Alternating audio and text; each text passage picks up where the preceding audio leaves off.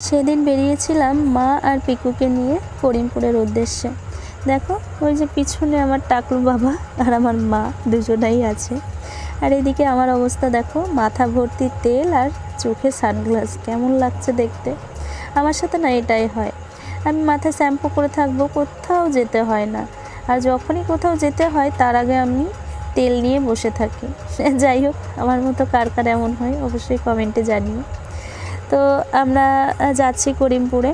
পিকুকে তো রেখে আসতে পারলাম না, বাড়িতে কেউ নেই, তাই পিকুকে সাথে নিয়ে আসতে হলো। আমরা গেছিলাম অঘোরে মায়ের পেটের ছবি আর কোমরের এক্সরে করতে। মায়ের একটু সমস্যা হচ্ছে। যাই হোক, মাকে ভেতরে রেখে আমরা এসেছিলাম দোকানে। এনার প্রচণ্ড খিদে পেয়েছে, বাড়ি থেকে কিছু খেয়ে আসেনি, তাই যা যা লাগে ওনাকে কিনে দিয়ে মায়ের কাছে গেছিলাম। মায়ের দেখলাম হয়ে গেছে, তো মাকে নিয়ে সোজা চলে এসেছিলাম বাড়ির পথে।